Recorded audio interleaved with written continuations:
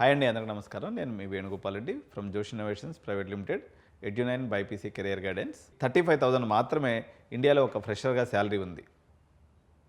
Even ఒక PG చదివినప్పుడు కూడా 80,000 నుంచి ₹1,00,000 మాత్రమే వీళ్ళకి శాలరీ అనేది మనకి కనిపిస్తుంది అనమాట.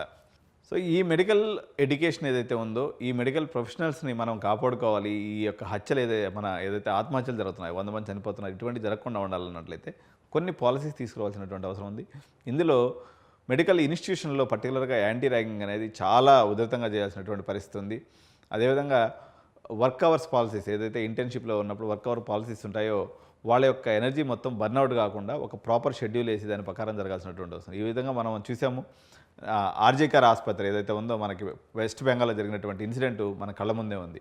సరైనటువంటి సెక్యూరిటీ సిస్టమ్ లేకుండా ఆ అమ్మాయి నైట్ డ్యూటీ చేయటం, అదేవిధంగా ఘోరమైనటువంటి అత్యాచారానికి గురై తను మరణించడం కూడా దాని యొక్క భారతదేశంలో ఒక సెన్సేషనల్ కేసుగా దీన్ని మనం చూడొచ్చు. మనం ఇమీడియట్గా ఏం చేయొచ్చు అంటే, మెడికల్ అసోసియేషన్ ఒక హెల్ప్ లైన్ లాంటిది క్రియేట్ చేసి వీళ్ళకి ఏదైనా ఒక ప్రాబ్లమ్స్ ఉన్నప్పుడు వాళ్ళకి సపోర్ట్ ఇవ్వడానికి, డాక్టర్లు అందరూ మనకు సపోర్ట్ ఇస్తే వాళ్ళకి సపోర్ట్ ఇవ్వడానికి కూడా ఒక ఆర్గనైజ్డ్ సిస్టమ్ అనేది కానీ ఎస్టాబ్లిష్ చేసినట్లయితే మెడికల్ ప్రొఫెషన్ అనేది రాబోయే వాళ్ళు, ఎందుకంటే వాళ్ళందరినీ కాపాడాల్సినటువంటి వైద్యులు కాబట్టి వాళ్ళని కాపాడుకోవాల్సినటువంటి ఆవశ్యకత నేషనల్ మెడికల్ కౌన్సిల్ మీద, అదేవిధంగా మెడికల్ డిపార్ట్మెంట్ ఏదైతే ఉందో, సెంట్రల్ డిపార్ట్మెంట్ ఏదైతే ఉందో వీళ్ళ మీద ఉందని తెలియజేస్తున్నాను. సో ఇప్పుడు ఎవరైతే ఇంటర్మీడియట్ పూర్తయిపోయేసి ఎంబీబీఎస్లో రావాలనుకుంటున్నారో, మీరంతా డాక్టర్స్ ఫ్యామిలీస్ అయితే అదొక డిఫరెంట్ స్ట్రక్చర్. కానీ మీరు హార్డ్ వర్కింగ్ పర్సన్ అయ్యండి, 10th అయిపోయిన తర్వాత మీరు బైపీసీ తీసుకోవాలనుకున్నట్లయితే ఈ 15 సంవత్సరాల యొక్క జర్నీకి, దీని యొక్క స్ట్రెస్కి, దీని యొక్క ఆలోచనకి మీరు ప్రిపేర్ అయ్యి దీంట్లోకి రావాలి.